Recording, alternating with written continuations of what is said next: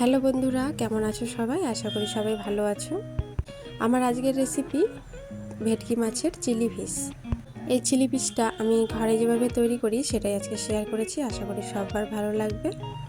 তবে দেখে নাও কেমনভাবে আমি চিলি ফিশটা তৈরি করেছি। প্রথমে ভেটকি মাছ নিয়ে নিতে হবে।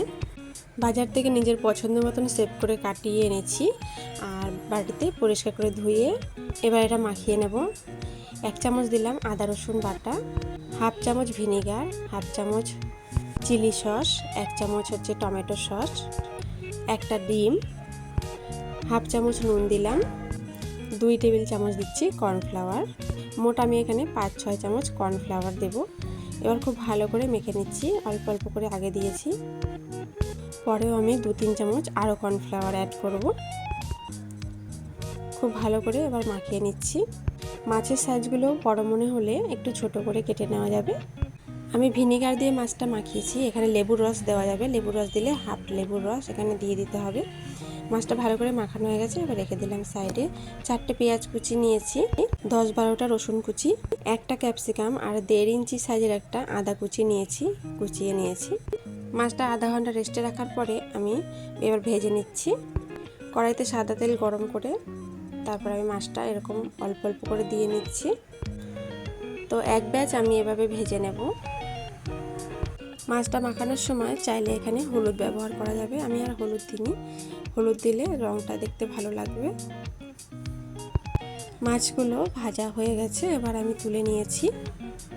এই পকোড়াটা যেভাবে আমি ভেজেছি এমনিতে শুধু শুধু খাওয়া যায়।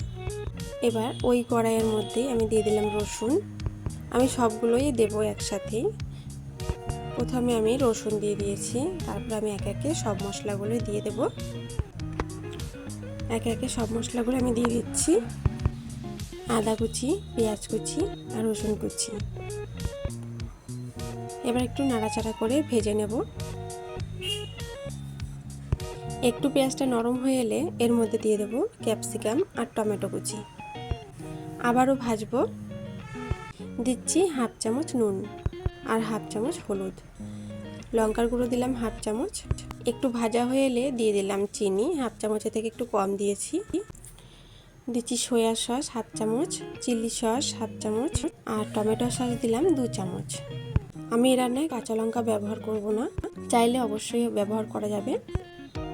ভাজা হয়ে গেছে খুব ভালো করে, তারপরে আমি দিয়ে দিয়েছি মাছগুলো একটু নাড়াচাড়া করে মিশিয়ে নিয়েছি। এবার আমি 1 চামচ কর্নফ্লাওয়ারের মধ্যে হাফ কাপ জল মিশিয়ে দিয়ে একটু মিশিয়ে নিয়ে একটু ঢাকা দিয়ে দিলাম।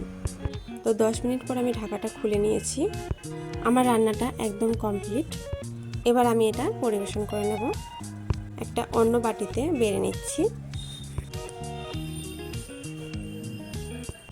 আমি যেভাবে তৈরি করি চিলি ফিশটা সেইভাবে আমি দেখিয়েছি। আশা করি সবার ভালো লেগেছে রান্নাটা। আর যদি ভালো লাগে ভিডিওটাকে লাইক করো, চ্যানেলটাকে সাবস্ক্রাইব করে আমার পাশে থাকার অনুরোধ করছি। ভিডিওগুলোকে শেয়ার করে দিও।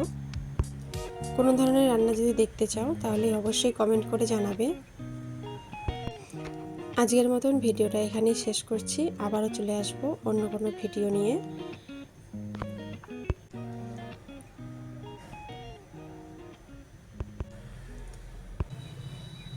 সবাই ভালো থাকবেন। এতক্ষণ আমার সঙ্গে থাকার জন্য অনেক ধন্যবাদ।